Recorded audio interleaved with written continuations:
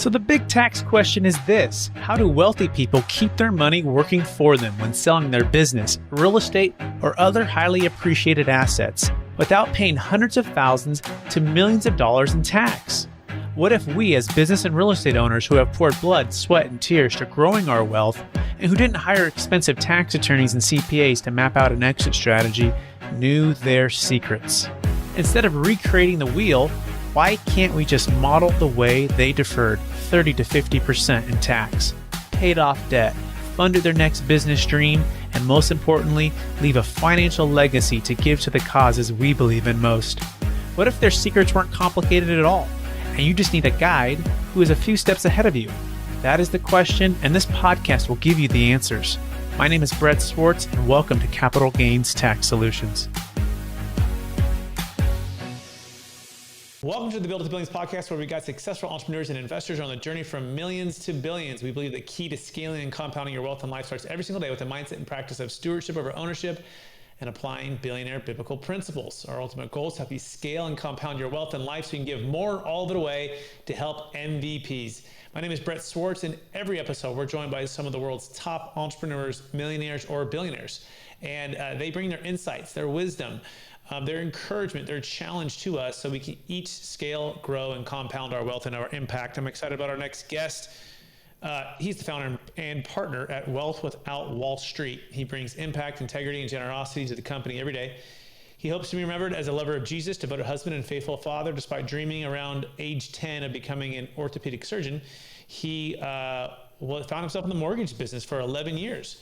And then moving to finance, and then his personal mentor, Nelson Nash, another man of integrity, impact, and somehow he became someone that he looked up to. And between all of that and so much more, he has built with his partners and team an amazing company that's going to teach us not only how to build wealth without Wall Street, but also today to have freedom to increase service. Please welcome to the show with me, Mr. Joey Mure. Joey, how are we doing? Oh, so good to be with you, Brett. I love being in like-minded places, so this is going to be great. Excellent. And for our listeners to get to know you for the first time, why don't you give us just a little bit more about your story and your current focus? And I'll tell you, I was on the corporate ladder journey. You know, go to school, get good grades, get a degree, get a good job, and one day, hopefully, maybe you'll retire if you accumulate enough money that you can live off of. And as I was in the process of that, man, I have 5 beautiful daughters, and I started working more and more and more to the point where I was stuck. I was being taken away. My time was on the proverbial rat race, and I would be sitting there, even on vacation, saying, "Hey, girls, just go down to the beach. I'll be down there just after one more call." And there I am 4 hours later, trying to join them at the beach, and they're done for the day, and they're coming up to the condo or to the house, and I'm sitting there wondering, what am I going to do about this? Like, this doesn't work. And that really could put me on this journey to say, man, I can't be the only asset at work. Money has to be at work, and I don't even know what to do yet, but I'm going to figure it out. And that's really what started me on the journey to building what is now Wealth Without Wall Street. And Russ and I talk about this every month on the podcast, but we've built over $50,000 a month in passive income, which has given us our time back. Amazing. And by the way, if you want to learn more about Joey and everything that he and his partners are doing, just go to wealthwithoutwallstreet.com. And if you do also the / build it to billions, there's a financial freedom score that you can check out. Little survey, some free downloads. Again, that's wealthwithoutwallstreet.com / build it to billions. Don't forget the S. Amazing. So it sounds like, Mr. Joey, you found out at best time that you could, maybe today's the next day that we focus on that, which is not trading what was profitable for what's priceless, right?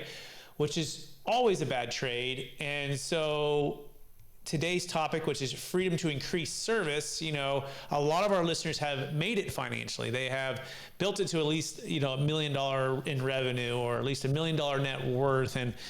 And their biggest thing is, the freedom to increase their service or their time. So Joey, what is the number one secret to freedom to increase service and time? Well, I'll tell you, it comes down to is your passive income exceeding your monthly expenses? If that is the case, that's the funny thing is you were talking about millionaire, billionaire, like what do those words even mean? Is it about a number that's in a bank account somewhere, or is it about your time being your own? And I think that is far more valuable than a number in a bank account, because there's so many variables that can affect the future or the lack thereof that number represents. But what can be sustainable is when my passive income exceeds my monthly expenses. I no longer look to someone else to put their requirements on my time, right? I always kind of use this whenever I'm speaking at events and stuff. I always say, hey, take out your phone, take out the calendar app that I know you live and die by, because we all do. And I want you to look at the screen, and you see on the screen all those little color-coded boxes. Say, you've arrived when each one of those boxes were placed there by you. Nobody else, no business, no any other company you work for or whatever has put those there. You've got to do that. That is the picture of financial freedom. And that, and only then, is when you can unlock that part of your brain that says, what am I passionate about, right? What am I uniquely gifted to give to this world? What would I do if money was not an object? That is what financial freedom will do for you. And I love it because I get to do this every day. I get to continue to tell people about this because I am passionate about it, and because this is what I want to use my time for. It's not because I have to, it's because I want to. And I want to help more people get to that same location instead of hanging their hat on, like I said, some number in a bank account. Excellent. And so, got it. So passive income exceeds, all of your monthly expenses, right? I like to say you don't have to ask money for time, right? So that's right. You don't have to go ask your whatever, or your work for time, or whatever it is out there for time to be doing the things that you're feeling called to, right? I believe we've all been given, certain God-given gifts, but more than that, we've been given each a unique work to do, by the Lord, and He's given us that work to do. And so I think part of financial freedom is, and we're going to get into this, is not just, and I think that's step one, right? Getting your passive income to replace your expenses, right? It is so that you can unlock these things you're talking about here, right? So walk us through the next step. If I got my passive income that's replaced my living expenses, right? I've built that up where it's consistent, it's durable, it's coming in. I don't have to really think about it. I don't have to have a big stress about it. I don't have to have a bunch of liability out there. I think there's a myth within the real estate world of what's called passive real estate. Unless you're truly working with like a sponsor or third party, even then you're managing the manager, but still as passive as it gets. But if you have real estate of your own, even if you have property management, I mean, you're owning, you have, bank stuff, you have, tenant laws, you have, something that's always broken. There's something there that's pulling you, the toilets, the trash, the termites, the stress. So you say wealth without Wall Street, walk us through step number 2 after you have your passive, replacing your expenses. Well, and actually what I would say is that is a result of the first 2 steps. So I wouldn't say that's your first step. Most people, they understand that that's the vision, right? In fact, how many people do you know, Brett, who've read the book Rich Dad Poor Dad? Everybody I know have read that. And if they haven't, I'm like shocked if they haven't. We're not in the right circles if you haven't read it for the most part. But so most people have read it, but how many people do you know who are actually financially free? Next is, to that fourth quadrant, I feel like maybe 1%. Very, very small percentage. Yeah. And what we've identified, Brett, there's really 2 steps that are missing from getting to the end. So the knowledge is not enough, right? Knowing the formula does not get you to financial freedom. It just inspires or exposes you to what's possible, right? But what does get you there is, number 1, having a cash flow system that supports it. Okay, and what I mean by that is you may have been doing things with money your entire life up to the point that you figure out, man, financial freedom is really about passive income exceeding monthly expenses. All of a sudden, what you were doing with money doesn't always line up with that new goal. And so our our philosophy and the way that we help people is we help people get aligned with that. And we say, okay, now we have to start making decisions. If this is the goal I want to get to, where my passive income exceeds monthly expenses, I need to start putting money in different locations. I can't keep putting money into my 401k, for instance. Okay, because that doesn't support financial freedom today. That supports retirement. That supports this idea of being taken out of service sometime in my 60s or 70s. But guess what? I'm right here today, and I have a calling and a way of service today that needs to be made happen. And how does that happen? I got to start doing different things with my money. So that's the first step. And we can talk about the second step, but is there any questions about that? Because that, no, that I just to me my is comment on big, that is like, it was about 10 years ago I came to that realization of I was following some of the traditional budgeting plans and different things which are really good for foundational stuff. But I came to a point I was like, you know what? Two things. I have 5 kids as well, Joey, and so 4 daughters and a boy at the end. Got the male heir, but I came to the conclusion that I didn't want to wait till I was 60 or 65 or 70 for all of these things that are out there to free up my time. I was like, I want to free up my time now. And so I actually just either got out of the 401k or just stopped, any of the IRAs, just stopped all of that. Right. Roth is, I think you can make a decent thing for Roth, but even then, like, my philosophy on this now is not until I call it truly passive income. And I believe that truly passive income is to your freedom and impact, is compounding interest is to your money. And truly passive income is no shoes, no shirt, no problem. I no longer have to ask, money for my time, and I'm simply able to have consistent, durable income every single month. And so I said, until I get there, am I going to go with that other stuff, right? Mm-hmm. Because I feel like the other stuff is the small domino, and the big domino is what we're talking about. So I'm glad you're saying the same thing, because I think too many people get caught in just the traditional way of thinking about tax deferral, traditional way of thinking about building wealth, and it simply is a small domino which has value, but after the big domino knocks over. That's right. And let me just add to that. You just said a very key word. You said they get caught up. In fact, we call it money traps, right? There are things that you're putting money in right now that were either told to you to be a good thing at some point in your 20s or whatever, or they were just things that you did because everybody else did them. And you're like, it must be good because everybody's doing it. But we just said, to be financially free, there's very few people that are even on the path to getting there. And so what you do with money cannot be common. It has to be uncommon, right? To get uncommon results, we have to do uncommon things with our money. And I'll break it down. We can dive into as many of these as you want, but we call money traps like your qualified plans, right? 401ks, IRAs, 403bs, even 529 plans. Yes, I will poo-poo a 529 plan, because these things all have limitations and they require you to push off your money until a date is way past your expected time of being financially free. They lack flexibility, right? They lack the flexibility to move and with your world, right? Exactly. Yeah. Mm-hmm. Like and then I'll say this: equity in your home. Most people think, oh man, I've got to pay my house off. Nope. I'm telling you, we can break this down. I'm happy to back any of these things up, but that's a money trap. And then like the stock market is a money trap.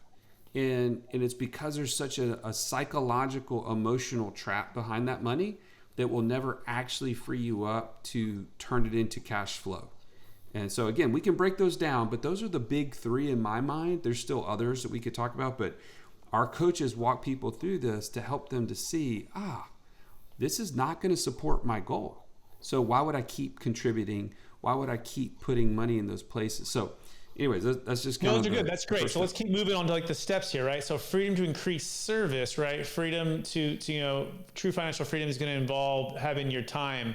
So we've talked about, not getting caught in the money traps. We talked about building a cash flow system that aligns with your true biggest goals, right? Thinking differently and putting it in uncommon places. So got it. And so what's the next step here to really having some freedom to increase service? Well, I'll tell you this, you have to become an investor. That's the next big step. And, some of you have had really successful businesses and you're like, I'm an investor. I've invested in my business. Like, I'm an entrepreneur. That makes me a good investor. I'm willing to tell you, you're not. I'm just telling you. In fact, you could be the opposite of a good investor, because what it takes to skill-wise to be a good entrepreneur is to be an optimist, to be like, I'm going to power through. I'm going to pull things up by my bootstraps. I'm going to make it happen. Well, if you get into the wrong investment because you're optimistic, you're out of luck, man. Like it's a loss. So in order to be an investor, you have to actually get clear on a few things. You have to know who you are as an investor. You have to know your unique investor DNA profile. Like, most people never talk about this, Brett, but what you invest in, you should line up with from a personality standpoint. If it doesn't align with you, you're at best going to get bored, and at worst may never invest in other things again because you think that they're all like this and it doesn't really get you excited. The second thing, you have to have a buy box, because Brett, when you start going to the world and saying, hey, I'm an investor, I want to invest in things, you're going to get deals. They're just not going to be good deals. I'm just telling you, people will find you to be an investor and they will put anything in front of you, and you have to be willing to say, well, wait a minute, let's break down this deal by its components, right? Does it have tax benefits? Does it have cash flow within the first 6 months? Does it give me equity upside? Like, what are the components about an investment that you are absolutely non-negotiable? And what are the things you can give on? If you haven't identified those, everything looks like a good deal until it's not. And so you have to define success and then lay the deal over it and say, does it meet my criteria? And if it doesn't, you say no faster than you say yes.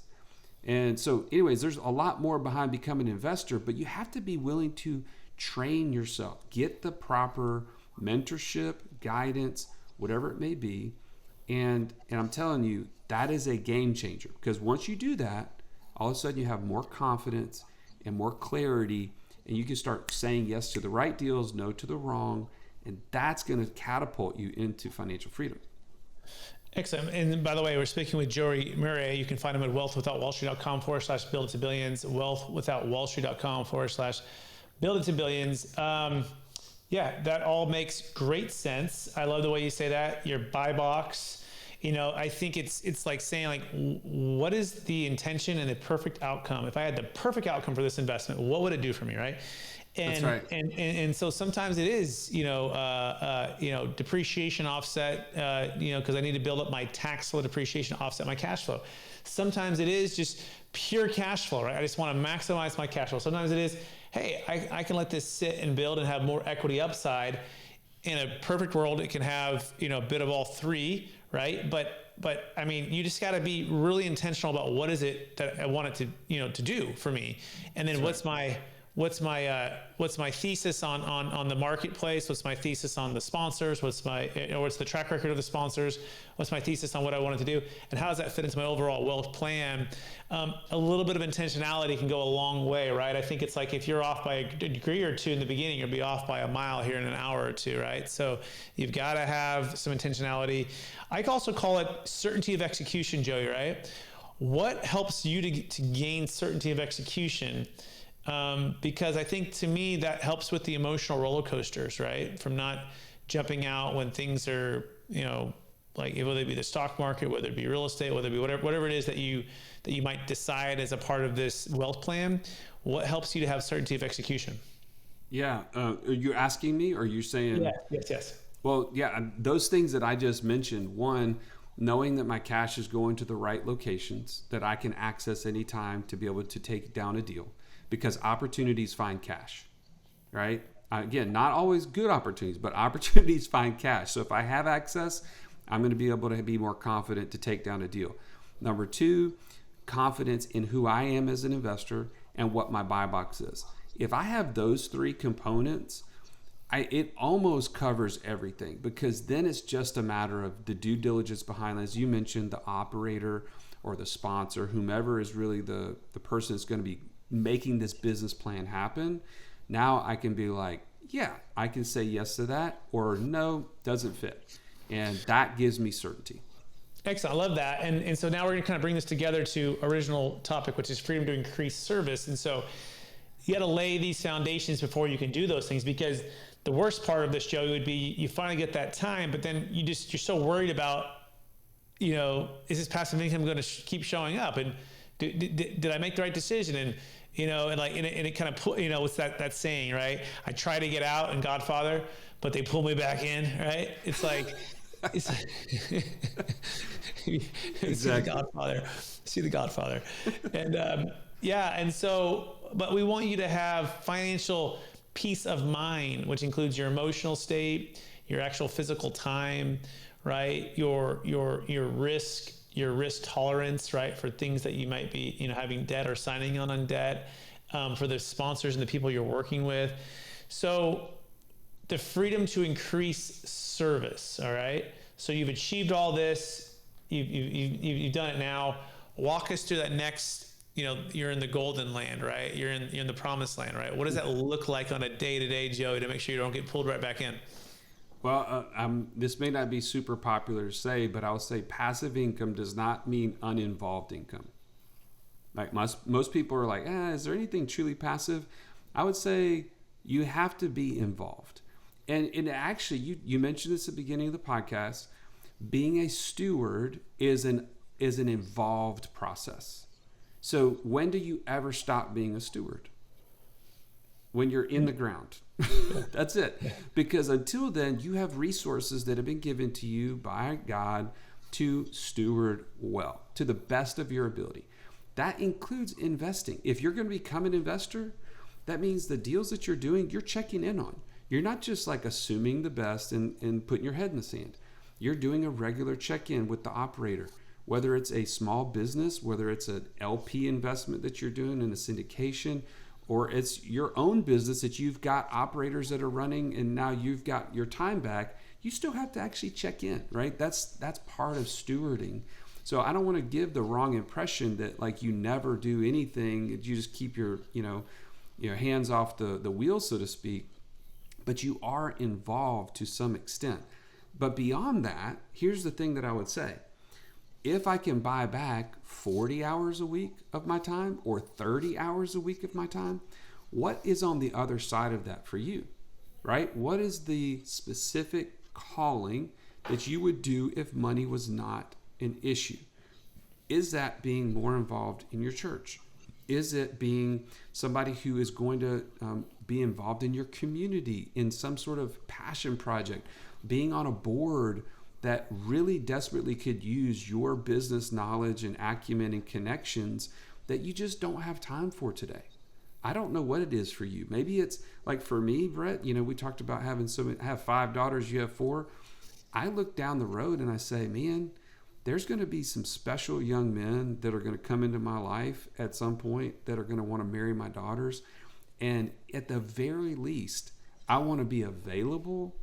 If those young men want to start businesses, they want to become investors, I want to be a part of their lives. I don't want to be like, well, I'll see you at Christmas and Thanksgiving because I don't have time otherwise. I'd rather be like, hey man, every Monday, let's check in and let's see how that business is going. And here's some connections that you can use. And hey, let's build this up. Those are the type of things that get me really, excited about what financial freedom will allow me to do. But I don't know what that is for you. You have to fill in the blank. But man, the system and as you said, the confidence or the certainty to get there is really what's going to unlock that for you. I love it. What I'm hearing is it sounds like you really have the margin to be of service to others, as well as build, strong relationships and do that unique next calling that you feel, God's given you, that you feel like is the next piece of your life, which I love that. I love that idea of serving in community. And I also want to encourage everyone too that, the power of and. One of my mentors, Don Winter, talks about this and talks about, business is ministry, right? and not that you're saying that you can choose, you have to choose one or the other, but the power being that your business is your ministry. And so I think sometimes even just thinking like this allows you to have more margin to, let's just say I had passive income to replace all of my needs that I can now pour into my team and still build my business, but I don't need to be paid for my business, right? I can go hire more world-class talent or pour into my team members, right? And so it doesn't necessarily mean that I walk away from my business or I walk away from the real estate, but it could change my role and my approach of how I make an impact within that on the day-to-day, because financially we have more margin, right? And that just changes things. There's a couple levers you have. You have your time, and you have your cash flow, right? You can use money as a tool versus it, having to have a certain role. Any thoughts on that, Joey? Well, I'll add this to what you're saying, because I 100% back you up on this. Think for a minute, if you weren't the operating head of the company that was involved in the day-to-day grind, okay? How much more purposeful could you be with your executive team in actually getting to know who they are? I'm guilty of it right now. As I speak right now, we're on a huge growth pattern, and we're having to hire and grow and hire and grow. And honestly, I don't slow down enough to go and say, man, tell me about your marriage. How are the kids doing? How can I be involved in helping this man or this woman in my team become the best version of themselves, because I'm able to pour into them? If I can buy back more of my time from the have to now I can actually spend more time. This is one example. Had one guy on our team that, and one passing comment, Brett, he said, hey, I know you and Russ are religious. And I was like, and I don't know, this is a weird situation, Brett, but I was like, I need to correct him. God was putting on my heart, we need to correct him. Because I said, great story. Thank you for sharing, but I got to correct you. Russ and I are not religious. And he was puzzled, what are you talking about? Of course you are. You guys talk about your faith and stuff. And I was like, we have a relationship with Jesus. We are not religious. And I said, religious are people who are doing things to earn favor or to be enough. I already know I'm not enough, and that Jesus had to be enough, and therefore I can be enough because he was enough. That's it. And if you want to ever talk about that, I'd love to spend some time with you. He was like, yeah, I'd love to actually talk about that. Fast forward, that led to us doing a small group, a Bible study, and he became a Christian. And I am so grateful for that. Not trying to brag, but to say, if I was completely, maxed out on my time, I would have never taken the time to do that. But now he's talked about his son becoming a Christian, his family's going to church. There's impact beyond the dollars in your business that are under your nose every day. And how do we free up more of your time so that you can yield those results, yield those millions and billions, right? Versus just the dollars. Amen and amen. I call it the EROI, right? Eternal return on investment, right? Versus the ROI, which is temporary. We're speaking with Joey Mure, by the way, Wealth Without Wall Street / Build It to Billions, Wealth Without Wall Street / Build It to Billions. Discover your financial freedom score and get the free downloads for an ebook for passive income operating a system, and learn how to take control of your fund and your path to financial freedom and so much more. Go to that wealthwithoutwallstreet.com / Build It to Billions. Joey, we're way out of time. Are you ready for the lightning round? Let's do it, man. All right, knowing what you know now, if you go back to your 25-year-old self, what's the one golden nugget make sure to tell yourself to do? Stop working for money and get money to work for you. Excellent. Question number 2. Number 1 book you've recommended or gifted the most in the past year? I haven't gifted the most, I guess. But number 1 book that changed my whole view is Become Your Own Banker, Nelson Nash. Excellent. Question number 3. What are you most curious about right now? Man, I am curious about this economy. I'm just to be honest, there's so many weird signs right now. Feels a little, little tenuous at best. Excellent. Question number 4. What's the best way that you say super healthy and ultra disciplined? The only way that I have been able to do this is I had to hire a personal trainer. I tried to do it on my own for a long, long time, never could get results. Now that I know I have to pay somebody to show up every time, I do it. And it's crazy how that works. How many days a week?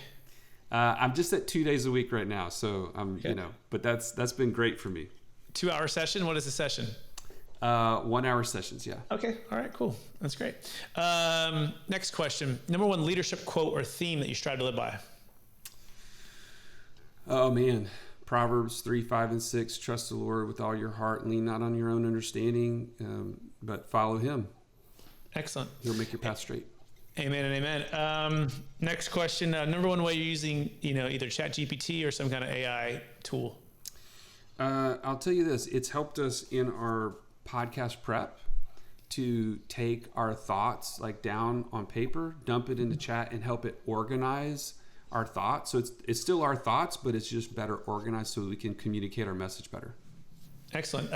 Next question. It's a little bit self-serving with what we do at Capital Gains Tax Solutions, but what's like the biggest frustration when it comes to like massive exits? Bitcoin 10 million, or stock 10 million, or real estate 10 million, or business 10 million, like huge tax. Like, what's your biggest frustration when it comes to strategies to defer or to help compound the wealth? My biggest frustration with them is that they do defer and they don't get rid of the actual problem. Yeah, on the whole, that's what I would say. That would be nice. Excellent. And then last question, after all your success, helping all the people you've helped, how do you best stay centered in your values and then stay encouraged to charge up to reach even a higher hill? Man, I mean, it sounds like repetitive, but just staying focused on, I'm a steward, and then what God's given me, I just need to continue to pour into that until he changes the path. Amazing. Joey, Mure, I want to just thank you for being on the show, for sharing all your wisdom with us. And I want to encourage you to keep using your gifts and talents to help others build wealth without Wall Street and to unlock what we were talking about all day is freedom to increase service, right? And to live out the calling, live out the purpose for this season of life with flexible strategies for your money, for your time, for your energy. For our listeners who want to get in touch with you, one last time, what's the best place for them to find you? wealthwithoutwallstreet.com/build it to billions. Awesome. Thank you, Joey. And I also want to thank all of our listeners and our viewers for watching or listening to another episode of the Build It to Billions podcast. We're also streaming on Capital Gains Tax Solutions podcast and YouTube channels. Hey, we're on this journey with you to scale it from millions to billions so we can give more all the way to help MVPs, the most vulnerable people. And my name is Brett Swarts. I want to encourage you to take action today. Share this with someone who can make a big impact for. And of course, if you have a massive exit and you want to defer some capital gains taxes on Bitcoin, business, or real estate, make sure you go to capitalgainstaxsolutions.com to learn how to build a capital gains tax exit plan. No 1031 exchange required. Lots of options to invest and build that truly passive income, or as close as you can to get to it plan. Make sure you are always stewarding, as Joey's talked about, the wealth in which you're entrusting others to manage or help you with. Go to capitalgainstaxsolutions.com for all of that. Thank you so much for listening, and we'll talk to you all again real soon. Bye now. You have just listened to another information-packed episode of Capital Gains Tax Solutions with Brett Swarts. We hope you enjoyed today's show and found it helpful. Visit capitalgainstaxsolutions.com to access the show notes and to access more resources. Don't forget to leave a review and join us again next time.